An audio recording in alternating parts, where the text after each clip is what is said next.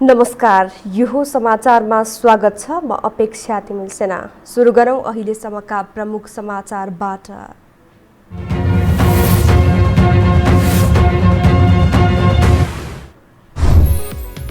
संसद विघटन सम्बन्धी रिटको बहसमा देउवालाई प्रधानमन्त्री नियुक्तिको परमादेश माग। रिट पक्षका सांसदको तर्फबाट 36 जनाले गरे बहस। विपक्षीको बहस भोलिबाट। माधव समूहलाई पूर्ण बेवास्ता गर्दै ओली समूहले बोलायो महाधिवेशन आयोजक कमिटिको बैठक। पार्टी एकताको सम्पूर्ण सम्भावना सकिएको नेपाल पक्षको भनाई। विपक्षी गठबन्धन बीच भागबण्डा नमिल्दा गण्डकीमा मन्त्री परिषद विस्तार हुन सकेन। 2 मन्त्रीलाई मात्र तोकियो मन्त्रालय। दीपक मनाङ्गे फेरि पनि बिना विभागीय मन्त्री। थप 34 जनाको मृत्यु भएसँगै नेपालमा कोरोनाबाट ज्यान गुमाउनेको संख्या 9000 नाघ्यो। आज थप 1920 जनामा संक्रमण पुष्टि। र युरोकप फुटबलमा आज नकआउट चरणका 2 खेल हुँदै चेक रिपब्लिकले नेदरल्यान्ड्स तथा बेल्जियमले पोर्चुगलको सामना गर्ने।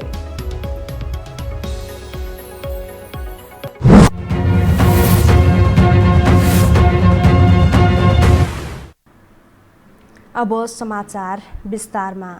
प्रतिनिधि सभा विघटन मुद्दामा रिट निवेदक तर्फका कानुन व्यवसायीको बहस सकिएको छ। रिट निवेदक शेरबहादुर देउवा सहित 146 सांसदको तर्फबाट गत असार 9 गतेदेखि सुरु भएको बहस आज सकिएको हो। 4 दिनको बहसमा 36 जना कानुन व्यवसायीले राष्ट्रपति र प्रधानमन्त्रीको भूमिकाको चर्को आलोचना गरे। भोलिबाट प्रधानमन्त्रीका कानुन व्यवसायी र सरकारी वकिलले बहस सुरु गर्ने भएका छन्। एक रिपोर्ट। प्रतिनिधि सभा विघटन सम्बन्धी रिटमाथिको बहसमा आइतबार भाग लिँदै संविधानविद भीमार्जुन आचार्यले संसदको अधिकार राष्ट्रपति र प्रधानमन्त्रीले छिन्न नसक्ने बताएका छन्। उनले धारा 76(5) को व्यवस्था राष्ट्रपति र प्रधानमन्त्रीले दावी गरे जस्तो नभएको बताए। सार्वभौम संसदलाई मात्रै रहेको विश्वासको मत दिने वा नदिने अधिकार राष्ट्रपति वा प्रधानमन्त्रीले खोज्न नसक्ने उनको भनाइ थियो। त्यसैगरी अधिवक्ता सतीश कृष्ण श्रेष्ठले राष्ट्रपति संस्थाले निरपेक्ष भएर काम गर्न नसकेको आरोप लगाए। कसैले संसदको विशेष अधिवेशन आह्वानको निवेदन लैजाँदा घण्टौं दर्ता नै नगरिदिने अनि केपी ओलीका निवेदन रातको 9 बजे 11 बजे पनि स्वीकार गर्दै प्रतिनिधि सभा नै विघटन गरिदिने कामले राष्ट्रपतिको नियत प्रष्ट भएको उनको भनाइ थियो। विघटन सम्बन्धी मुद्दामा प्रतिनिधि सभा पुनर्स्थापना गरेर मात्रै नपुग्ने भन्दै शेरबहादुर देउवालाई प्रधानमन्त्री नियुक्तिको आदेश हुनुपर्ने खरेलले बताए। वरिष्ठ अधिवक्ता सविता भण्डारीले राष्ट्रपति विद्यादेवी भण्डारीको कार्यशैलीमा बदनीयत देखिएको टिप्पणी गरेकी छिन्। उनले 149 जना प्रतिनिधि सभा सदस्यको समर्थन लिएर गएका शेरबहादुर देउवालाई प्रधानमन्त्री नियुक्त नगर्नुमा राष्ट्रपतिको बदनीयत लुकेको तर्क गरिन्। संविधानको 76(4) अनुसार विश्वासको मत लिनुपर्नेमा ओलीले नलिई मार्ग प्रशस्त गरेको तर्ककै आधारमा प्रतिनिधि सभा विघटन गर्नु असंवैधानिक भएको उनको तर्क थियो। बहसमा भाग लिँदै वरिष्ठ अधिवक्ता चन्द्रकान्त गेवालीले संविधान अनुसार संसदबाट सरकार नजन्मिँदासम्म संसद विघटन नहुने तर्क गरे। संविधानको धारा 76(3) को प्रधानमन्त्री केपी ओली 76(5) को प्रधानमन्त्री बनि नसकेकोले ओलीले संसद विघटन गर्न नमिल्ने गेवालीको भनाइ थियो। प्रधान न्यायाधीश चोलेन्द्र शमशेर राणाले भने नियुक्त हुन नसकेमा वा विश्वासको मत नपाएमा भन्ने रहेको छ नि भन्ने प्रश्नमा गेवालीले विघटन हुन संसदमा परीक्षण हुनुपर्ने र त्यो प्रक्रियामा जम्प गर्ने अधिकार राष्ट्रपतिलाई नभएको बताए। त्यसैगरी वरिष्ठ अधिवक्ता बाबुराम कुँवरले संविधानको धारा 76(5) अनुसार सांसदहरूले स्वतस्फूर्त रूपमा सरकार बनाउने व्यवस्था भएको दावी गरे। उनले दलहरू असफल भए पनि सार्वभौम जनताले चुनेर पठाएका प्रतिनिधिले संसद जोगाउन सकुन् भनेरै संविधान निर्माताले यस्तो व्यवस्था राखेको उनको दावी थियो। प्रधान न्यायाधीश चोलेन्द्र शमशेर जबरा, न्यायाधीशहरू दीपक कुमार कार्की, मीरा खड्का, ईश्वर प्रसाद खतिवडा र आनन्द मोहन भट्टराई सम्मिलित इजलासले संसद विघटन मुद्दाको पक्ष र विपक्ष दुवै पक्षलाई 15 घण्टा बहसको समय तोकिदिएको थियो। रिट निवेदक पक्षले 12 घण्टा बहस गरेको छ भने बाँकी 3 घण्टा समय भने रिट निवेदकको विपक्षले बहस गरेपछि जवाफी बहसका लागि छुट्याइएको छ। सत्तारूढ नेकपा एमाले महाधिवेशन आयोजक कमिटीको बैठक बोलाएको छ। प्रधानमन्त्री निवास बालुवाटारमा आइतबार बिहान बसेको स्थायी कमिटी बैठकले असार 16 गते पार्टीको 10औं राष्ट्रिय महाधिवेशन आयोजक कमिटीको बैठक बोलाउने निर्णय गरेको प्रवक्ता प्रदीप गेवालीले बताउनुभयो। राष्ट्रिय राजनीतिको सम्बन्धमा निर्णय गर्नुपर्ने भएकाले महाधिवेशन आयोजक कमिटीको बैठक बोलाउनु परेको उहाँले बताउनुभयो। प्रवक्ता गेवालीले बैठकले पार्टी सदस्यता नवीकरणको कामलाई तीव्रता दिन मातहतका कमिटीलाई निर्देशन दिएको पनि बताउनुभयो। उहाँले एमालेलाई एकताबद्ध बनाउन हरसम्भव प्रयास गरिरहेको पनि दाबी गर्नुभयो। एमाले एकताबद्ध भइरहेमा मात्रै कम्युनिस्ट आन्दोलन, संविधान र राष्ट्रिय एकताको रक्षा गर्न सकिने उहाँको भनाइ छ। प्रवक्ता गेवालीले आफूहरू एकताको पक्षमा रहे पनि माधव नेपाल पक्षधर पार्टीलाई विभाजित गर्ने र प्रधानमन्त्री ओली नेतृत्वको सरकार गिराउन लागेको बताउनुभयो। माधव पक्ष एकताको पक्षमा नरहेको जिकिर उहाँले गर्नुभयो। सत्तारूढ नेकपा एमाले 10औं महाधिवेशन आयोजक कमिटीको बैठक बोलाएको छ। अदालतले खारेज गरिदिएको सो कमिटीको बैठक आह्वान भएसँगै ओली पक्ष नेपालविहीन एमाले निर्माणमा लागेको हो भन्ने प्रश्न सतहमा आएको छ। यो बीचमा नेपाल पक्षले विपक्षी गठबन्धनलाई धोका नदिने बताएका कारण पनि यस्तो आकलन सुरु भएको हो। एक रिपोर्ट। प्रधानमन्त्री निवास बालुवाटारमा बसेको नेकपा एमाले स्थायी कमिटी बैठकले 10औं राष्ट्रिय महाधिवेशन आयोजक कमिटीको बैठक बोलाउने निर्णय गरेको छ। यसअघि सर्वोच्च अदालतले सो कमिटीलाई खारेज गरिदिएको भए पनि एमाले असार 16 गतेलाई बैठक आह्वान गरेको हो। राष्ट्रिय राजनीतिका सम्बन्धमा निर्णय गर्नुपर्ने भएकाले महाधिवेशन आयोजक कमिटीको बैठक बोलाउनु परेको ओली पक्षको भनाइ छ। आइतबारको स्थायी कमिटी बैठकले पार्टी सदस्यता नवीकरणको कामलाई तीव्रता दिन मातहतका कमिटीलाई निर्देशन समेत दिएको छ, जसलाई धेरैले असन्तुष्ट माधव नेपाल पक्षलाई किनारा लगाउने तयारीका रूपमा हेरेका छन्। तर ओली पक्षका नेताहरू भने एमालेलाई एकताबद्ध बनाउन हरसम्भव प्रयास भइरहेको दाबी गर्छन्। बरु माधव नेपाल पक्षधर पार्टीलाई विभाजित गर्ने र प्रधानमन्त्री ओली नेतृत्वको सरकार गिराउन लागेको उनीहरूको तर्क छ। नेपाल पक्ष एकताको पक्षमा नरहेको ओली समूहको जिकिर छ। फलत माधव नेपाल सहितको एमाले बन्ने सम्भावना टर्दै गएको हो भन्ने सवाल खडा भएको छ। तर आशा भने नमारेको ओली पक्षीय नेताहरू बताउँछन्। कतिपय नेताहरूका व्यवहारहरू एकतासँग ठ्याम्मै मेल खाने खालका छैनन्। प्रतिपक्षलाई कानमा राखेर उनीहरूलाई श्रेष्ठ बनाउने खालका अत्यन्त गम्भीर विरोधाभासहरू देखिएका छन्। यति हुँदाहुँदै पनि हाम्रो सोच के हो भनेदेखि यो चाहिँ केही सीमित नेताहरूको चाहना होला, तर देशैभरिका कार्यकर्ताहरूको चाहना, जनताको चाहना र देशमा स्थिरता र स्थायित्वको पक्षधर कसैको पनि चाहना त्यो होइन। हामी प्रयत्नशील छौँ, आशा मारेका छैनौँ। यो बीचमा नेपाल पक्षले मिलनबिन्दु हुन सक्ने मानेको अदालतको फैसला विरुद्ध ओली पक्ष पुनरावलोकनमा गएको छ। त्यस्तै किता क्लियर गर्न माधव नेपाललाई ओलीले दिएको अल्टिमेटम नेपालले लत्याइदिएका छन्। यसबाट दुवै पक्ष आफ्नो गल्ती स्वीकार्न तयार नभएको देखिन्छ। ओलीले गत शुक्रबारसम्मको अल्टिमेटम दिएकोमा नेपालले विपक्षी गठबन्धनलाई धोका नदिने प्रतिबद्धता जनाएसँगै ओली पक्ष थप रुष्ट बनेको छ। आफूलाई प्रधानमन्त्रीको अफर आए पनि प्रधानमन्त्री केपी ओलीसँग नमिल्ने नेपालको भनाइ छ। ओलीको तानाशाही कदम विरुद्ध लड्न आफूहरू विद्रोही बनेको नेपालले बताएका छन्। यति मात्र होइन, गल्ती स्वीकार गरेर आए ओलीलाई स्वागत गर्न सकिने नेपालको भनाइ छ। माधव नेपाललाई प्रधानमन्त्रीको अफर आउँछ भन्ने होइन, हामी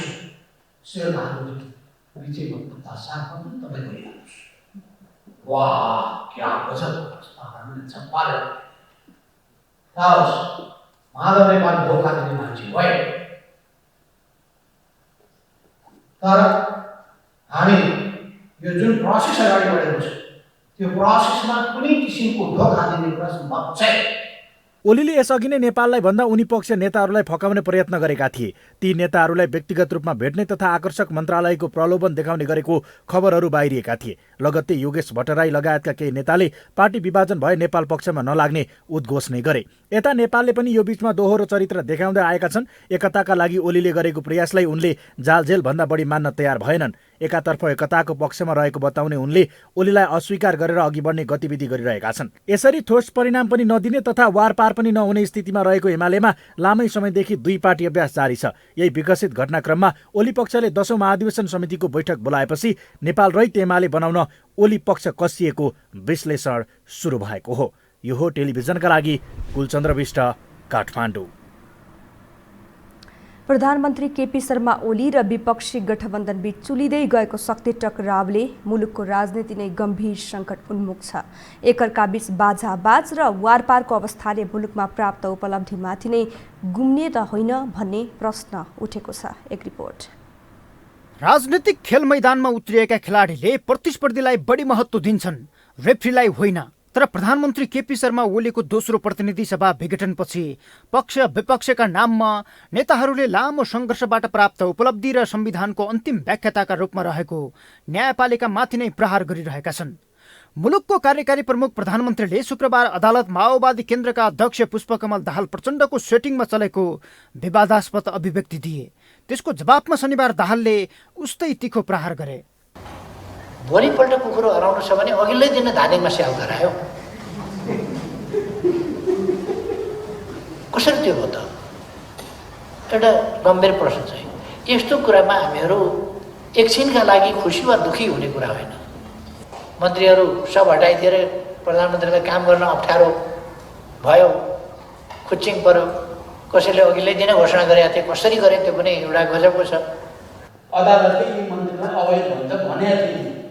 संविधानको हवाला दिँदै ऐन कानुन र विधि विधान अनुसार नमिलेको हुनाले भनेका थिए। केपीले अहिले धम्क्याउन थालेका छन्, अदालतले थर्काउन थालेका छन्।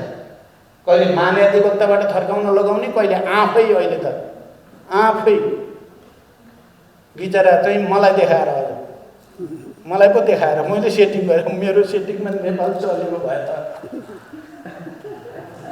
विवाद न्यायपालिका केन्द्रित मात्रै नभएर संविधान संरक्षकको सर्वोच्च संस्था राष्ट्रपतिमाथि पनि केन्द्रित छ।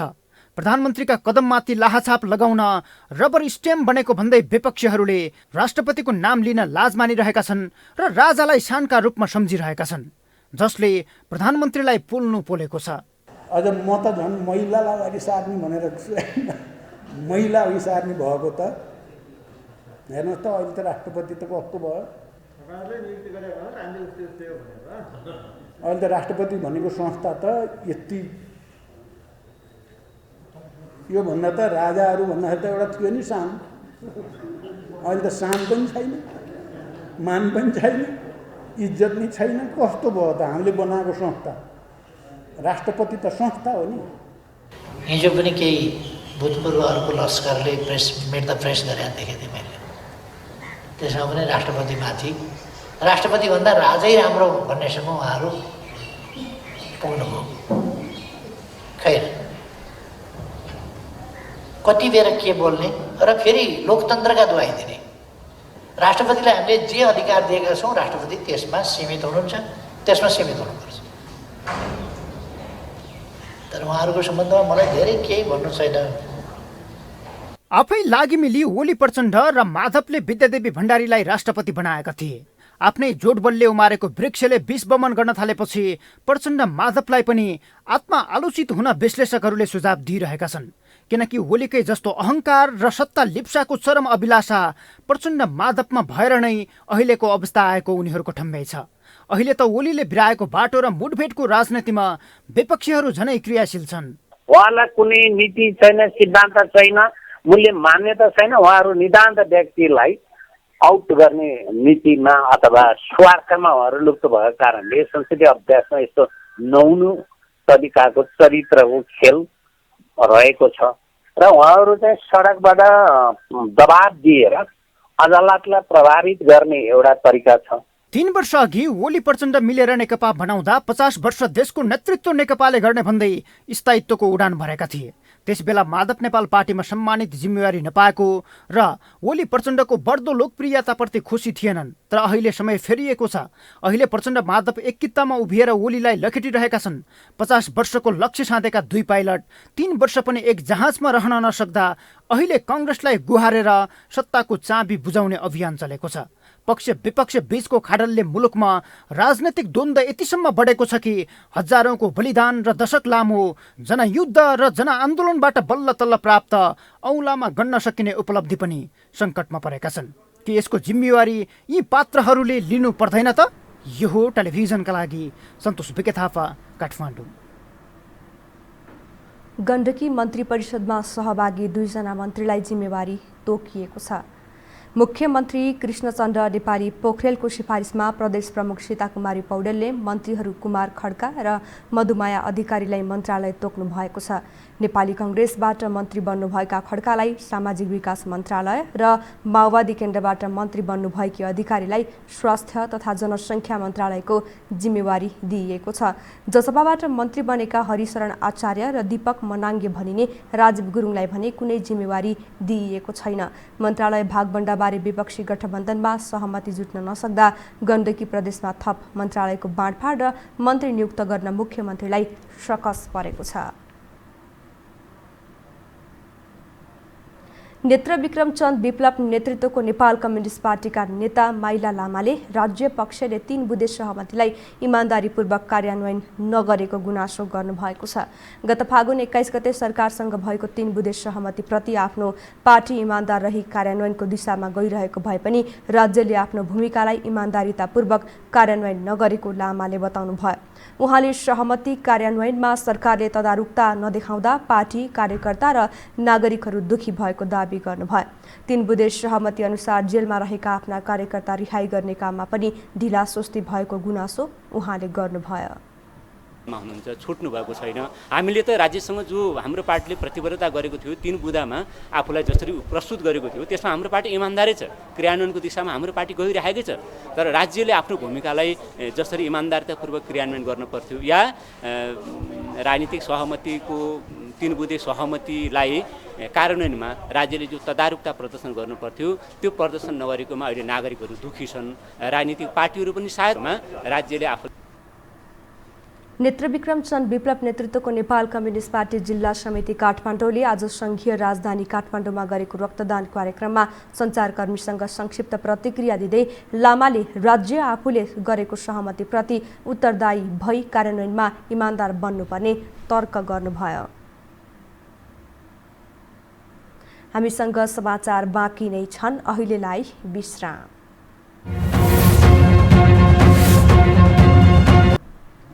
विश्रामपछि स्वागत छ। अब बाँकी समाचार। पछिल्लो 24 घण्टामा थप 1920 जनामा कोरोना संक्रमण पुष्टि भएको छ। स्वास्थ्य तथा जनसङ्ख्या मन्त्रालयका अनुसार 6000 जनामा गरिएको PCR परीक्षणमा 1353 र 3836 जनामा गरिएको एन्टिजेन परीक्षणमा 587 जना गरी 1920 जनामा संक्रमण पुष्टि भएको हो।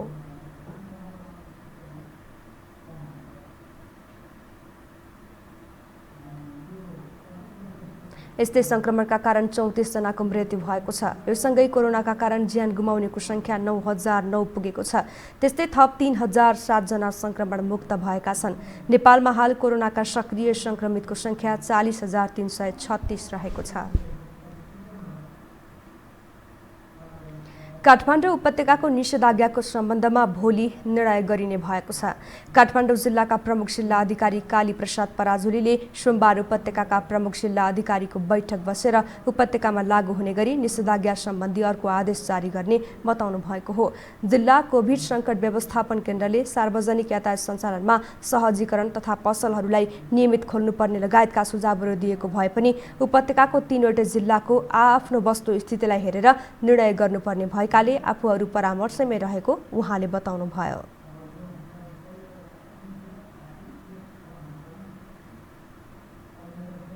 उपत्यकामा संक्रमण दर घटेको भए पनि धेरै नघटेकाले विवेक सम्मत निर्णय गर्नुपर्ने अवस्था रहेको उहाँले बताउनुभयो।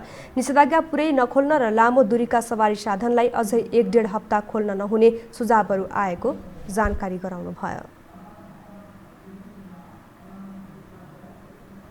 सरकारले करिब 2 महिनाको निषेधाज्ञापछि काठमाडौँ उपत्यकामा पसल र निजी यातायात खुला गरेको छ। प्रशासन कार्यालयले निषेधाज्ञा खुकुलो बनाएपछि व्यापारीले पनि पसल खोल्न थालेका छन्। तर सरकारको नियमप्रति व्यवसायीहरू भने असन्तुष्ट भएका छन्। एक रिपोर्ट। जनजीविका सहज बनाउन काठमाडौँ उपत्यकाको निषेधाज्ञा केही खुकुलो बनाइएको छ। कोरोना संक्रमण रोकथाम र नियन्त्रणका लागि भन्दै जिल्ला प्रशासन कार्यालयले गत वैशाख 16 गतेबाट उपत्यकाका 3 जिल्लामा निषेधाज्ञा लगाएको थियो। अहिले संक्रमण र मृत्युदरमा कमी हुँदै गएपछि निषेधाज्ञा केही खुकुलो बनाइएको हो। तर कोरोनाका नयाँ भेरिएन्टहरू देखिएपछि अझै पनि त्रास भने उस्तै छ। निषेधाज्ञा खुकुलो भएपछि मान्छेहरू बाहिर निस्किरहेका छन्। संक्रमित नभएका मान्छेलाई संक्रमण हुने सम्भावना कायमै छ। तर निषेधाज्ञा खुकुलो पार्न सरकारले ल्याइएका नियमप्रति भने व्यापारी असन्तुष्ट देखिन्छन्। सरकारले हप्तामा 3 दिन मात्र पसल खोल्ने नियम बनाएको भन्दै व्यवसायीहरू असन्तुष्ट भएका हुन्। हाम्रो चाहिँ के भनेछ भन्दाखेरि अब हाम्रो पसल त खासै भन्ने हो भनेदेखि अरू हेरिकन त्यति धेरै भिड हुने पसल त होइन नि, होइन। अब तपाईँ तरकारी पसलमा अरू पसलमा पनि त भिड त हुन्छ नहुने होइन, उनीहरू चाहिँ खोल्न दिएको छ, हामीलाई चाहिँ अब दिएको छैन। अब हाम्रोमा त 1 घन्टा 2 घन्टामा एउटा मान्छे छिर्छ, त्यसरी भिड हुने पनि होइन। अब हामीलाई चाहिँ दिए त हुने हो भन्ने लाग्छ, त्यो हुने के हुने। अब त्यो खोल्न दिएदेखि त व्यापार अलिअलि हुन्थ्यो होला, अलिअलि यसो आफ्नो खर्च चल्थ्यो होला। निषेधाज्ञा खुकुलो भएसँगै काठमाडौँको अधिकांश बजार खुलेका छन्। दैनिक रूपमा पसल व्यवसाय खोल्न पाए केही राहत हुने व्यापारीहरू बताउँछन्। सरकारले 11 देखि 4 बजेसम्मको समय राख्नु उचित नभएको उनीहरूको भनाइ छ। स्वास्थ्य मापदण्ड अपनाएर पुरै समय पसल खोल्न दिनुपर्ने उनीहरू बताउँछन्। यसरी बार तोकेर दिनु भन्दा पनि कोरोना कुन बार नआउने भन्ने त हुँदैन होला, होइन। बरु सामाजिक दूरी कायम गरेर स्वास्थ्य मापदण्ड पुरा गरेर सधैँ खोल्न दियो भने कस्टमरहरू पनि अब आफ्नो अनुकूल निस्केर गरेर मिलाएर आउँथ्यो होला। अब यहाँ त यति बजीदेखि यति बजीसम्म भनेको छ, अब कोही गाम्रा गुम्री निस्केको छ, बजार पनि पुरा व्यस्त देखिन्छ, होइन। टाइम पनि नपुगेको जस्तो। अनि पसलै खोल्नलाई पनि अब टाइम पनि अलिक कस्तो नमिल्यो कि। बिहान अब टाढाबाट आउने मान्छेलाई त बिहान आएर कुन बेला आउने कुन बेला जाने भन्ने जस्तो एउटा समस्या पनि छ कि। बिहानदेखि बेलुका 2 बजीसम्म भन्ने भए हुन्थ्यो कि। गाह्रो छ। अब बिस्तारै पसल खोलिदिने, अब स्वास्थ्य मापदण्ड पनि पुरा गरेर कसरी गर्न सकिन्छ सरकारले त्यो गर्दै हुन्थ्यो। कोरोना संक्रमण नियन्त्रणका लागि लागेको निषेधाज्ञाका कारण धेरै व्यापार व्यवसाय ठप्प हुँदा आयस्रोत घटेको छ। तर संक्रमणको जोखिम कायम रहिरहेको अवस्थामा सरकारले भने बमोजिम सुरक्षा सतर्कता अपनाएर व्यापार व्यवसाय सञ्चालन नगरे देश फेरि निषेधाज्ञामै नफर्केला भन्न सकिँदैन। यो टेलिभिजनका लागि क्यामेरामा डिबी मगरका साथमा लीलामाया ठटाल, काठमाडौँ। कोरोना भाइरस महामारीको दोस्रो लहरमा धेरै बालबालिकाहरू संक्रमित बनिरहेका छन्। पहिलो लहरभन्दा दोस्रो लहर संक्रामक देखिएको अवस्थामा अर्को नयाँ लहर आएमा बालबालिकाहरूका लागि निकै खतरनाक हुने बताइएको छ। तर विज्ञहरू भने तेस्रो लहर बालबालिकालाई मात्र नभई सबै समूहलाई जोखिम हुने बताउँछन्। एक रिपोर्ट। कोरोना संक्रमितको संख्या घट्दै गएका कारण सरकारले निषेधाज्ञालाई थप खुकुलो बनाउँदै लैजाने तयारी गरिरहेको छ। दोस्रो लहर कम हुँदै गए पनि तेस्रो लहरको उत्तिकै चिन्ता छ। कोरोनाका नयाँ भेरिएन्ट आइरहेका छन्। पहिलो लहरमा कोरोना संक्रमणले विशेष गरी वृद्धहरू र दीर्घ रोगीहरूलाई बढी असर गरेको थियो। दोस्रो लहरको संक्रमण ज्येष्ठ नागरिकमा भन्दा युवाहरूमा बढी देखियो। अब आउने तेस्रो लहरमा भने बालबालिका, वृद्ध, युवा सबैलाई संक्रमण हुन सक्ने विज्ञहरू बताउँछन्। त्यस्तो बालबालिका मात्रै भन्ने हुँदैन, सरुवा रोगमा त्यस्तो कसै कहिले पनि बालबालिकाको अनि त्यसपछि वयस्कको त भन्ने हुँदैन। त्यसले जसलाई फेला पार्छ त्यसले थला पार्छ। हेर्नुहोस्, सकेसम्म त्यही हो। बच्चालाई पनि थला पार्छ। पोहोर साल पनि अब सानो बच्चाहरू पनि अस्पतालमा लगेर भर्ना गरेर राख्नु पर्यो। 2 महिनाको 3 महिनाको शिशुहरू पनि। त्यसो गर्दाखेरि अब त्यस्तो भन्ने चाहिँ हुँदैन। तेस्रो लहरबाट जोगिन खोप नै आवश्यक पर्छ। तर खोप उपलब्ध नभइरहेका कारण त्रास झन बढ्दो छ। त्यसमा पनि बालबालिकालाई खोप नलगाएका कारण थप जोखिममा पर्ने देखिन्छ। सरकारको तयारी हेर्दा तत्काल बालबालिकाले खोप पाउने स्थिति देखिँदैन। यो चाहिँ हो कि त्यतिन्जेलसम्म बालबालिकाले खोप पाउने सम्भावना अहिले पनि एकदम न्यून देख्छु। र त्यो अर्को लहर जुन एउटा छुट्टै भेरिएन्टको चाहिँ कोरोना भाइरस आयो र त्यतिन्जेलसम्म बालबालिकाले खोप लाउने अवस्था पाएन भने पक्कै पनि उनीहरूलाई समस्या आउँछ। तर बालबालिका मात्रै किन, जो कोहीले पनि भ्याक्सिन लाउने अवसर पाएन भने उहाँहरू सबैजना जोखिममा पर्छ। त्यसले गर्दाखेरि मैले भन्नुपर्दाखेरि जो कोही पनि भ्याक्सिन नलाएकाहरू जोखिममा पर्छन्। नेपालमा जुनसुकै उमेरका व्यक्तिलाई पनि खोप लगाउन विदेशी मुलुकै भर पर्नुपर्ने अवस्था छ। राज्यले कुन देशबाट हुन्छ सहकार्य गरेर जनताको जीवन रक्षाका लागि खोपको उपलब्ध गराउन आवश्यक छ। यो टेलिभिजनका लागि क्यामेरामा सञ्जय घिमिरेका साथमा लीलामाया ठटाल, काठमाडौँ। आन्दोलनरत राष्ट्रिय पुनर्निर्माण केन्द्रीय आयोजना कार्यान्वयन इकाइ अन्तर्गतका प्राविधिकहरू काममा फर्किने भएका छन्। आज प्राधिकरण र प्राविधिकहरू बीच पूरा गर्ने सम्बन्धमा 7 बुँदे सहमति पत्रमा हस्ताक्षर भएसँगै उनीहरू काममा फर्किने भएका हुन्। प्राधिकरण र प्राविधिक बीच सबै आन्दोलन आजकै मितिबाट टुङ्ग्याएर नियमित कामकाजमा फर्किने, प्राविधिकहरूले बुझाएको राजीनामा अस्वीकृत गर्ने, असार महिनाको पाउनुपर्ने सेवा सुविधाहरू उपलब्ध गराउने सहमति भएको छ। सहमति भएसँगै प्राविधिकहरू काममा परिचालित हुने र रोकिएको निजी आवासको सिफारिस गरेर तत्काल किस्ता पाउने गरी काम गर्ने तथा आगामी कार्तिक मसान्तभित्र तेस्रो किस्ताको रकमका लागि निवेदन हाल्न सक्ने लक्ष्यका साथ काम गरिने राष्ट्रिय पुनर्निर्माण प्राधिकरणका प्रमुख कार्यकारी अधिकृत सुशील गेवालीले बताउनुभयो। प्राविधिकहरूलाई वास्तवमा राष्ट्रिय पुनर्निर्माण प्राधिकरणबाट अगाडि बढाएका कार्यक्रमहरूको बारेमा अलिकति केही कम्युनिकेसनको हिसाबले केही कुराको अलिकति ग्याप पनि थियो। त्यो ग्याप पनि मेटिएको छ र चाहिँ आजैबाट सम्पूर्ण प्राविधिकहरू कार्यक्षेत्रमा फर्किने र चाहिँ द्रुत गतिले त्यो कामहरू चाहिँ अगाडि बढाउने। यो आर्थिक वर्षभित्रमा निजी आवासको कामको निम्ति जनताहरू पीडामा हुनुहुन्छ। अहिले पनि उहाँहरूको लागि चाहिँ त्यसको सिफारिस गरेर तत्काल चाहिँ निजी आवासको किस्ताहरू प्राप्त गर्ने खालको अवस्था पनि सिर्जना गर्ने र आगामी कार्तिक मसान्तसम्ममा सबै लाभग्राहीहरूले तेस्रो किस्ताको लागि चाहिँ निवेदन दिने चाहिँ जुन समय सीमा छ यो कोरोनाको कारणले गर्दाखेरि त्यो बढेको छ। त्यसभित्रमा त्यो लक्ष्यलाई प्राप्त गर्ने ढङ्गले सम्पूर्ण प्राविधिकहरू चाहिँ परिचालन हुने।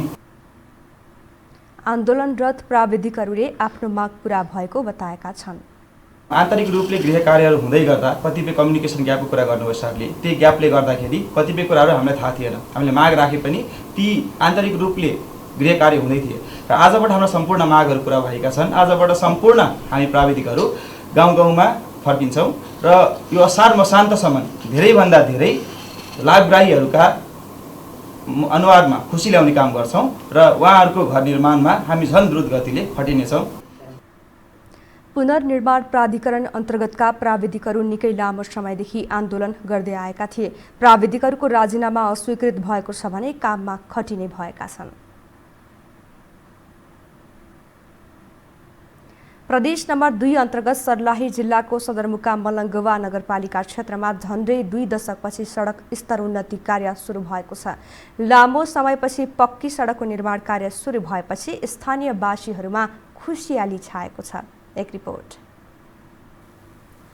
सर्लाही जिल्लाको पूर्व पश्चिम राजमार्गदेखि दक्षिणतर्फको नवलपुर मलङ्ग सडक खण्ड अन्तर्गत पर्ने मलङ्ग नगरपालिका वार्ड नम्बर 10 स्थित जिल्ला विकास चोकदेखि ward number 8 Rajshree cinema hall चोकसम्म बजार एरियाको भित्री सडक निर्माणको कार्य अहिले तीव्र गतिमा चलिरहेको छ। लकडाउनको मौका पारेर दुवैतर्फ 1.5 मिटर नाला सहित 12 मिटर चौडाइ र 1700 मिटर लम्बाइ रहने उक्त भित्री सडकमा अहिले धमाधम आरसीसी ढलन गर्ने कार्य भइरहेको छ। संघीय सरकार अन्तर्गत शहरी विकास मन्त्रालयको जम्मा 10 करोड रुपियाँ बजेटबाट उक्त नगर क्षेत्र सडकको निर्माण भइरहेको नगर प्रमुख निर्सल शाहले जानकारी गराए। यसअघि संघीय सरकारको मापदण्ड अनुसार नवलपुरदेखि मलङ्गसम्म 42 मिटर चौडाइको सडक बनाउने योजना रहेको थियो। तर सोही मापदण्ड अनुसार बजार क्षेत्रमा 42 मिटरमा सडक बनाउँदा सयौं स्थानीय बासिन्दाहरूको घरहरू पूर्ण रूपमा क्षति हुने भएकोले सडक पनि बन्ने र क्षति पनि नहुने गरी नगर कार्यपालिकाको बोर्डको बैठकको निर्णय अनुसार अहिलेको मापदण्ड अनुसार सडक बन्न लागेको नगर प्रमुख शाहले बताए। 20 मिटर पहिला थियो हाम्रो टावरदेखि रतन दाईको सिनेमा हुँदै यो मुसैलीसम्म बीच बजारमा गिरीश चौकदेखि राजसिरीसम्म धेरै जनताको क्षति भएकोले 17 मिटरमा हामीहरू निर्णय गरेको थियौँ। अहिले 12 मिटरमा ढलाइ गरिरहेछु। 1.5 मिटर नाला हो। फुटपाथ जुन 1 मिटर थियो त्यसलाई नालैमा फुटपाथ बनाउने योजना बनाएर हामीहरू 15 मिटरमा अहिले काम गरिरहेछु। मापदण्डभित्र परेका घरहरू हटाउने क्रममा केही घरका सदस्यहरूबाट बाधा अवरोध भए पनि सम्बन्धित वार्डका वडाध्यक्ष, जनप्रतिनिधि, नगरपालिकाका कर्मचारी, स्थानीय बुद्धिजीवीहरूको टोलीद्वारा सम्झाइ बुझाइ निर्माण कार्यलाई अगाडि बढाउँदै लगिएको नगर प्रमुख शाहले बताए। बजार क्षेत्रमा बन्दै गरेको सडकमा कालोपत्रे नगरी आरसीसी ढलान भएको भन्दै स्थानीय बासिन्दाहरूबाट विरोधको आवाज समेत उठेका थिए। तर नगर प्रमुख शाहले वर्षाको समयमा मलङ्ग बजार क्षेत्र डुबानमा पर्ने गरेकोले पिचले वर्षाको पानीलाई सहन नसक्ने र बनेको केही दिनमै भत्किन सक्ने भएकोले आरसीसी ढलन गर्नु परेको प्रश्न पारे। एरिया हो, पानीको मारमा पिच सहन सक्दैन थियो। यसै कारण यसलाई पिच नगरेर आरसिसी ढलान छर हालेर 8 इन्चीको मोटाइमा हामीहरू ढलाइ गरिरहेछौँ, किनभने यसको लाइफ बढी हुन्छ। पिच पानीमा पिच सहन सक्दैन। हाम्रो मलङमा बजार दोकान क्षेत्र हो। विगत लामो समयदेखि कैयौं मन्त्री, सांसद तथा स्थानीय नेताहरूले उक्त सडक निर्माण गर्ने प्रतिबद्धता जनाएका थिए। तर प्रतिबद्धता जनाए अनुसार कसैले सडक निर्माणको लागि पहल नगरेको दुखेसो स्थानीयले पोखे। अब सडक बनेपछि बिस्तारै अन्य सुविधाहरू पनि थपिने नगरवासीहरूको अपेक्षा रहेको छ। वर्षौंदेखि हुन नसकेको यो 15 दिनदेखि भइरहेको गजब छ बाबा। मलाई त आश्चर्य लाग्छ। जे भए पनि, जस्तो भए पनि, जसरी भए पनि सडक त बनिरहेको छ। अलिकति त केही न केही विकासको मूल फुटेकै हो लाग्छ सर्लाहीमा। सदरमुकाममै पिच र ढलन नभएका कारण वर्षायाममा बजार क्षेत्र हिलम्मे हुने गरेको थियो। ठाउँ ठाउँमा पानी जमेर पोखरी जस्तै बन्ने गरेको साँघुरो सडकमा हिँड्न मुस्किल पर्ने गरेको थियो। वर्षौंदेखि नगरको विकासको प्रतीक्षामा रहेका यहाँका नागरिकहरू अब ती समस्याहरूको समाधान हुने भएपछि दङ्ग परेका छन्। अब रोड पनि बनिरहेछ, विकास भइरहेछ, मलाई राम्रो लागिरहेछ। म पनि खुसी छु। रोड नबनित रहलै, हिलो खालो रहलै, अब रोड मार्ग बन रहलै, अब अच्छा लागैछ। पूर्व पश्चिम राजमार्ग अन्तर्गत लालबन्दी नगरपालिकाको नवलपुरदेखि मलङ्गुवा हुँदै नेपाल भारत बोर्डसम्म पुग्ने यो सडकको काममा स्थानीयहरूले समेत नगरपालिकालाई पूर्ण रूपमा सघाइरहेका छन्। यो टेलिभिजनका लागि सर्लाहीबाट मनोज यादवको रिपोर्ट। अब पालो आर्थिक समाचारको।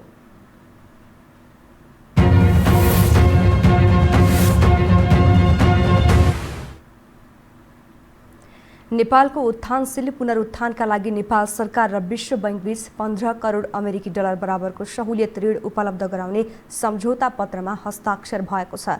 नेपाल सरकार र विश्व बैंकबीच कोभिड-19 महामारीबाट उत्थानशील पुनरुत्थान तथा अति विपन्न र जोखिममा रहेकाहरूको संरक्षण गर्न नेपाललाई 15 करोड अमेरिकी डलर करिब 17 अर्ब 78 करोड रुपैयाँ बराबरको सहुलियत ऋण उपलब्ध गराउने सम्बन्धी वित्तीय सम्झौतामा हस्ताक्षर भएको हो। आज भएको सम्झौता पत्रमा नेपाल सरकारको तर्फबाट अर्थ मन्त्रालयका सचिव शिशिर कुमार ढुङ्गाना र मालदिप्स, नेपाल र श्रीलङ्काका लागि विश्व बैंकका राष्ट्रिय निर्देशक फरिस हदाद जरबोसले हस्ताक्षर गर्नुभएको छ। विश्व बैंकले नेपालको विकास प्रयासमा सहयोग गर्ने क्रममा पछिल्लो पटक अहिले करिब 150 मिलियन अमेरिकी डलर अर्थात् 17 अर्ब 70 करोड जतिको बजेट सहायता, यो बजेटरी सहायता स्वीकृत गरेको छ। त्यसैको सम्झौता हामीले गरेका छौँ। यो सम्झौता अन्तर्गत प्राप्त हुने रकमहरू मूलतः कोभिडबाट प्रभावित भएको अर्थतन्त्रलाई पुनर्गति दिने, अर्थतन्त्रलाई पुनर्जीवन दिने, आर्थिक गतिविधिलाई तीव्रता दिने र ग्रिन इकोनोमी, ग्रिन ग्रोथ अथवा हरित वृद्धिलाई सपोर्ट गर्ने गरी कार्यक्रमहरू सञ्चालन गर्नेछन्। कार्यक्रममा बोल्दै मालदिप्स, नेपाल तथा श्रीलङ्काका लागि विश्व बैंकका राष्ट्रिय निर्देशक फरिस हदाद जरबोसले यस आयोजनाले कोभिड-19 को महामारीका बेला र महामारीपछि पनि नेपालमा दिगो वृद्धि हासिल गर्न सहयोग गर्ने बताउनुभयो। Development policy credit $150 million is the beginning of a series, and it is extremely important because it focuses on the exit, the light at the end of the tunnel. The reforms, the policy actions, the policy reforms and steps that the government of Nepal will do to ensure that the exit out of COVID in terms of recovery is focused on green growth, focused on resilient growth, and focused on inclusive growth. यस आयोजनाले रोजगारी सिर्जना गर्ने, बजारलाई गतिशील बनाउने र हरित पुनरुत्थानलाई सहयोग गर्ने प्रकृतिका चालु ठूला आकारका विकास आयोजनालाई गति दिन मद्दत गर्ने बताइएको छ।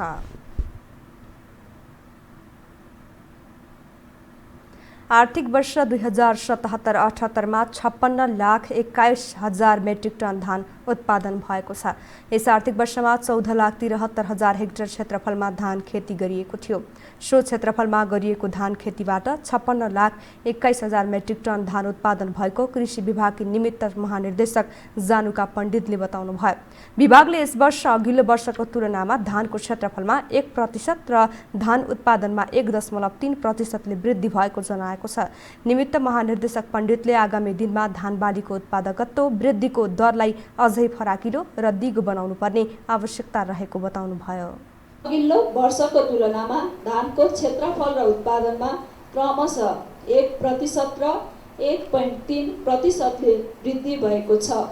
यसका लागि सिफारिस प्रविधिहरूको अनुसरण, कृषि प्रसार सेवामा कृषकको पहुँच वृद्धि, गुणस्तरीय बिउ बिजनको प्रयोगमा वृद्धि आदि उत्पादकत्व वृद्धिका प्रमुख आधारहरू थिए।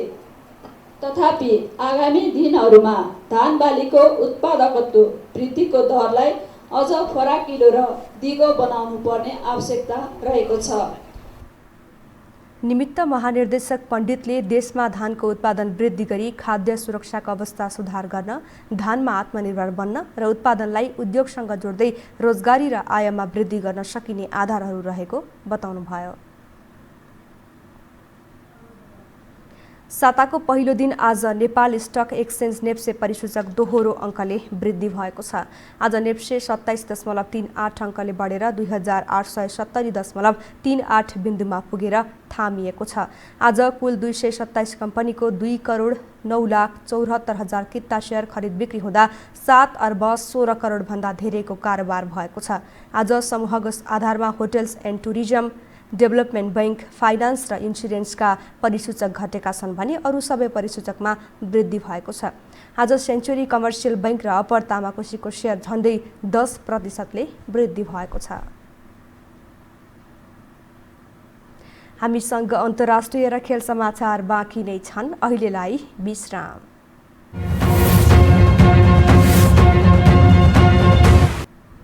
विश्रामपछि स्वागत छ। अब अन्तर्राष्ट्रिय समाचार।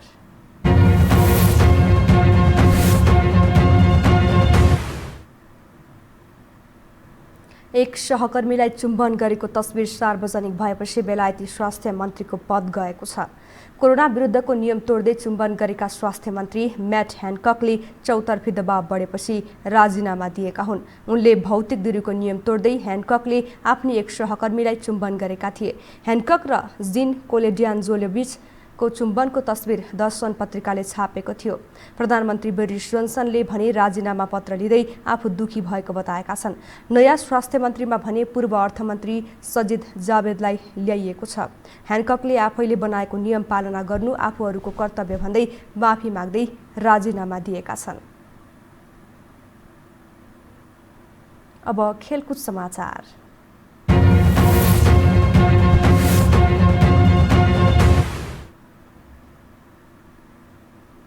16औं संस्करणको युरोकप फुटबलमा आज 2 खेल हुँदैछन्। नकआउट चरणको खेल अन्तर्गत आज हुने पहिलो खेलमा नेदरल्यान्ड्स र चेक रिपब्लिक भिड्नेछन्।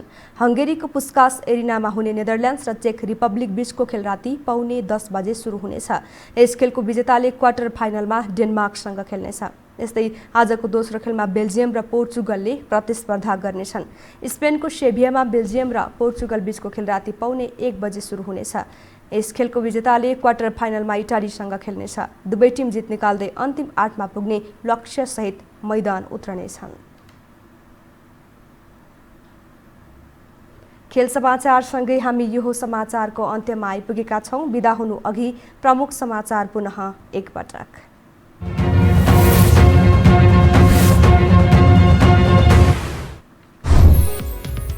संसद विघटन सम्बन्धी रिटको बहसमा देउवालाई प्रधानमन्त्री नियुक्तिको परमादेश माग। रिट पक्षका सांसदको तर्फबाट 36 जनाले गरे बहस। विपक्षीको बहस भोलिबाट। माधव समूहलाई पूर्ण व्यवस्था गर्दै ओली समूहले बोलायो महाधिवेशन आयोजक कमिटिको बैठक। पार्टी एकताको सम्पूर्ण सम्भावना सकिएको नेपाल पक्षको भनाई। विपक्षी गठबन्धन बीच भागबण्डा नमिल्दा गण्डकीमा मन्त्री परिषद विस्तार हुन सकेन। 2 मन्त्रीलाई मात्र तोकियो मन्त्रालय। दीपक मनाङ्गे फेरि पनि बिना विभागीय मन्त्री। थप 34 जनाको मृत्यु भएसँगै नेपालमा कोरोनाबाट ज्यान गुमाउनेको संख्या 9000 नाघ्यो। आज थप 1920 जनामा संक्रमण पुष्टि। र युरोकप फुटबलमा आज नकआउट चरणका 2 खेल हुँदै चेक रिपब्लिकले नेदरल्यान्ड्स र बेल्जियमले पोर्चुगलको सामना गर्ने।